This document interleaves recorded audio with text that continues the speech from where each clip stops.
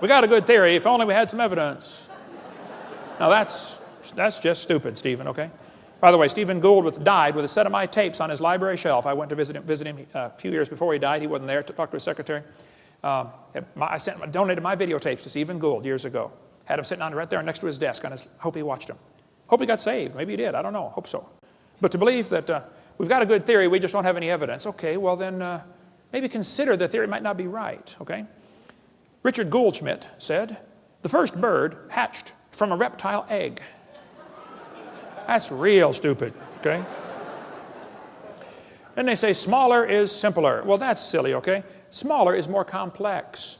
This textbook says all the many forms of life on Earth today are descended from a common ancestor found in a population of primitive unicellular organisms.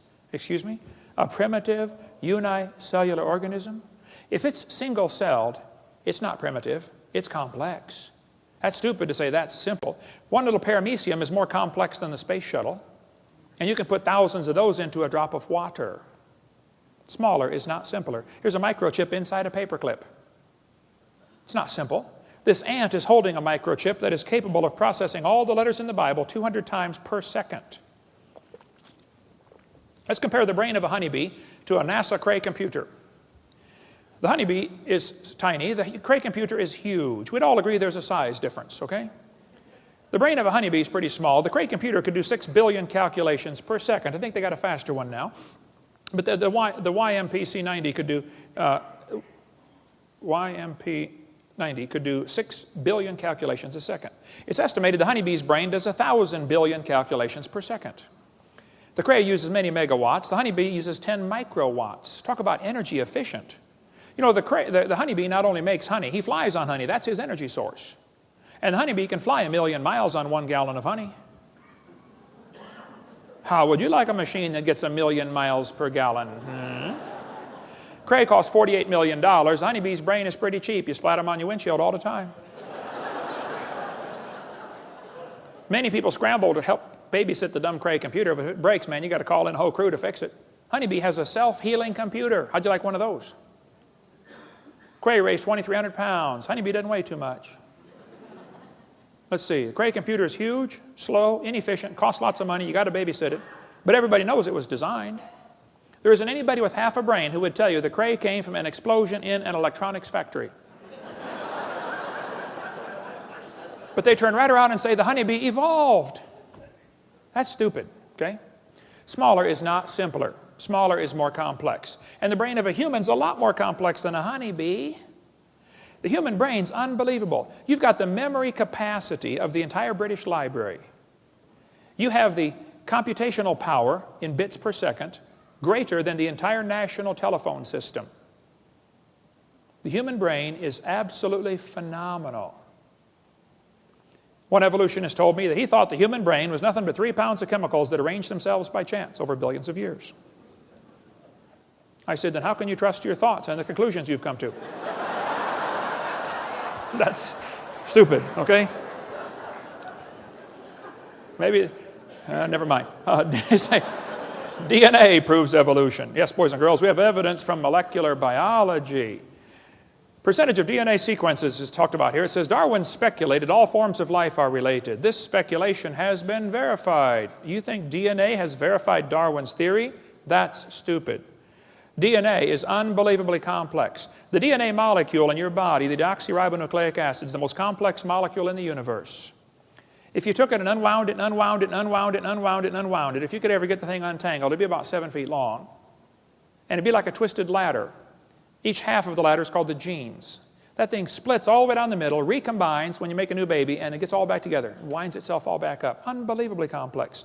The average person has 50 trillion cells in their body. The DNA from if your entire body's DNA would only fill 2 tablespoons. But if you tied them all together, it would reach from Earth to the moon and back. 5 million round trips out of 2 tablespoons. If you typed out the code found in your DNA, when you got done typing that incredibly complex code, you'd have enough books to fill Grand Canyon 40 times. You think that happened by chance? Well, the probability of just one DNA coming by chance is 1 in 10 to the 119,000th power, which is a big number, when you consider the entire visible universe is 10 to the 28th inches in diameter. DNA happened by chance? I'm sorry, that's stupid. Now, you might not like the idea of there being a creator because that means you might have to answer to that creator someday. Okay, well, I can't help you then. I did a debate at Embry-Riddle University a couple months ago, 3 against 1, 3 professors against me. It was a slaughter. Those poor guys, I felt so sorry for them. Oh, man. The next day, the student who organized the debate said, "Would you guys like to do that again?" I said, "No." After the debate, we had a Q&A time, and one of the kids said, "I believe evolution's a fact." I said, "Well, let me ask you a question, son. Suppose, just suppose, creation was true. Suppose I'm right. Suppose there is a creator. And he owns this place. I mean, he made it, he owns it. Just suppose, okay? And he makes the rules." I said, "Would that change your lifestyle any?" He said, "What do you mean?" I said, "Well, suppose the Creator gave us a book like the Bible that says, 'Thou shalt not commit adultery.' Don't lie, don't cheat, don't steal, no lust, no fornication, no pornography. Is this going to change your lifestyle any?" He said, "Yeah." I said, "Well, then tell me, have you accepted the evolution theory because you really have some evidence, or because you like the freedom from God?" He said, "Well, I've accepted it because I'm horny." I said, "Thank you, son. You may sit down." Folks, there is no scientific reason to reject the Bible. There is no scientific reason to accept the evolution theory. None. Now, you might have a reason to accept the evolution theory because of your lifestyle. Well, then I can't help you. Okay? But let me tell you, God created the heaven and the earth. God's going to come back and be the judge of this world one of these days. And if you haven't trusted Jesus Christ, His Son, to forgive you of your sins, you're in serious trouble. You're going to stand before God in trouble. You say, "Well, I'm a pretty good person." Oh, yeah? You ever lied? How many have ever told a lie? Put your hand up. You're doing another one. Okay. Bible says, 10 Commandments, thou shalt not steal. How many ever stole something? Come on, you already told me you're a liar. Put your hand up, okay? Well, that's just 2. We already know we're all a bunch of lying thieves, okay? You think, people say, "Well, God's going to judge my good works against my bad." Who on earth told you that? Go to the judge and say, "Judge, I only murdered 1 person. Look at all the people I didn't murder. Surely my good works outweigh my bad." You better think that one through. And God will say, "Okay, I won't send you to hell for your good works. I'll send you there for the bad ones." How about it? What if you died today? We're going to cover in the next session a bunch more reasons why evolution is stupid, and it is.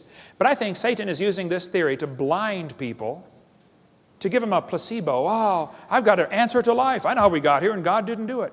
It's absolutely a stupid idea. And Satan's laughing at you for believing in it. And I got probably, as Bill said he wanted 100 more reasons why evolution is stupid. I started going through that thinking, I don't think I can trim it down to 100.